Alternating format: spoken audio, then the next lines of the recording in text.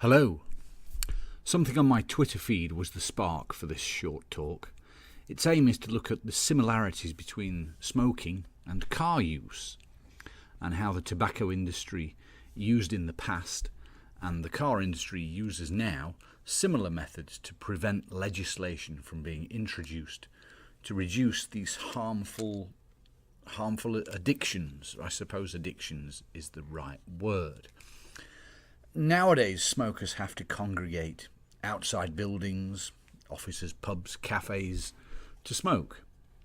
But if we go back a few years, before 2007, it was completely acceptable for children and adults of all ages to sit in smoke-filled cafes and pubs. We look back now in amazement and horror. What were we thinking?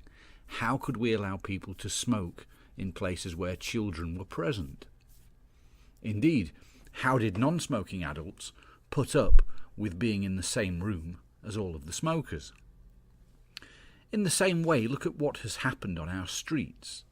We've allowed traffic to take over at the expense of everyone's health and well-being.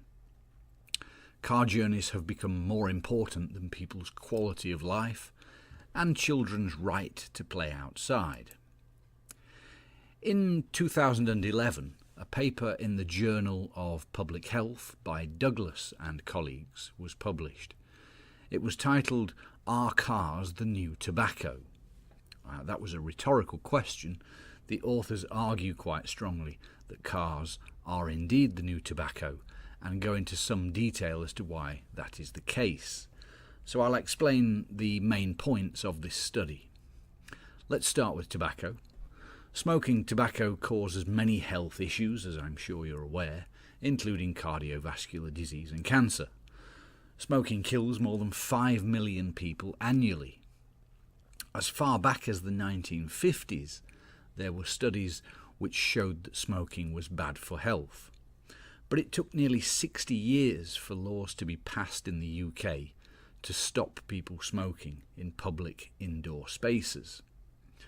The studies into the harmful effects of tobacco led to increased public awareness of the dangers of smoking. Research on passive smoking, starting in the 1970s, showed that exposure to other people's smoke was also harmful. Policy responses by successive governments in the UK and worldwide were very slow. Nobody ever thought from the 1950s to the 1980s that smoking would ever be banned in cafes, pubs and other public indoor spaces. Policy tended to focus on education, which tried to inform people to make individual choices. Smoking was seen almost as a basic human right. It wasn't really until the effects of passive smoking became fully understood and widely known about that the policy decision shifted towards banning smoking in these public places. Private car use shares many similarities with tobacco smoking. Driving a car causes significant health problems. For example, physical inactivity, obesity, death and injury from crashes, cardiorespiratory disease from air pollution, then there's noise pollution, dividing communities, and of course climate change. Can we imagine right now ever banning cars from the roads? Probably not. But I think if you're in your early 20s or younger, this may happen in your lifetime.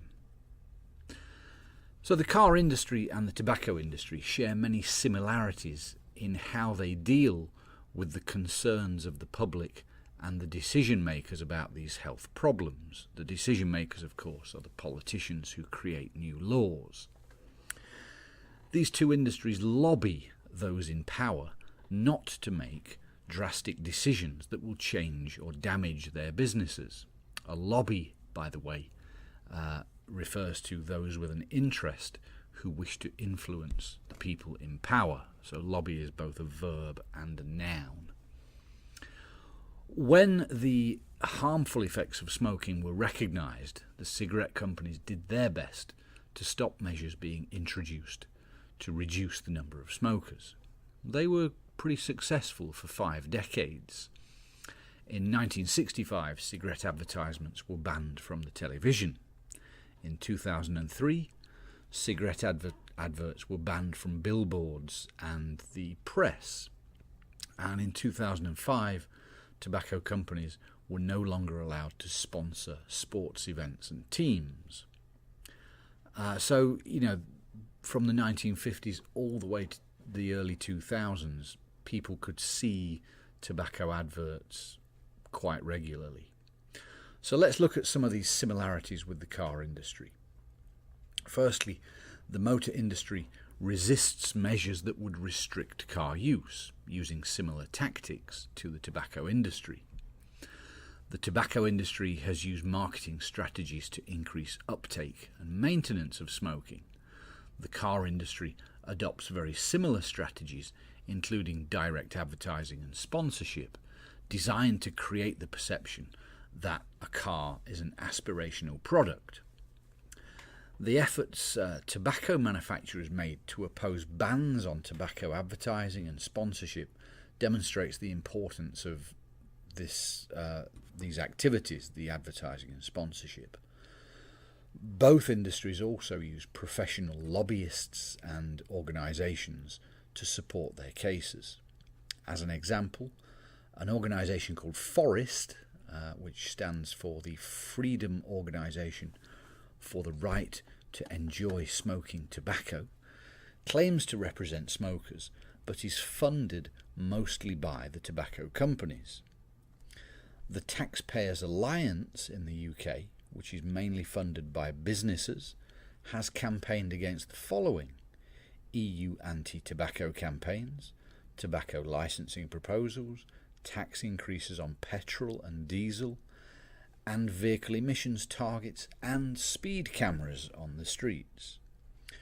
Within the EU, there are at least 70 professional car industry lobbyists, as well as public affairs consultants, working for the car manufacturers. Both tobacco and cars are positioned as individual choices or even rights. The pro-smoking lobby, Forest, as I mentioned earlier, states their arguments are about the freedom of choice. The pro-driving lobby, the Drivers' Alliance, states that freedom to travel is a fundamental human right.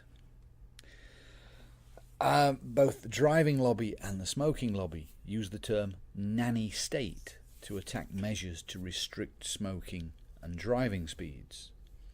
This argument frames smoking and driving as individual matters that the state should not get involved in, which seems a little strange given that the state has to deal with the consequences of both smoking and driving, and the consequences are, of course, ill health. Both the tobacco and car industries have tried to discredit evidence about the harms caused by their products, often using paid scientific experts, in inverted commas, to do so. The tobacco industry tried this with the passive smoking, and the car industry, to prevent effective action to reduce CO2 emissions. ExxonMobil, the oil company, funded a network of organisations to present misinformation about the scientific consensus on climate change. Some of the same organisations and scientists previously paid to discredit evidence on passive smoking are now apparently working to discredit evidence on climate change. Hence we get these climate change skeptics. The writers of the article, Douglas et al., in 2011, end their article with the following: the public health community rightly continues to fight against the harm caused by tobacco. We should now recognise that private cars are harming individuals, communities, and global sustainability. Cars are the new tobacco. I would agree with that. I drove to work today and hated every minute of it, so I can't wait to get back on my bicycle. Thank you.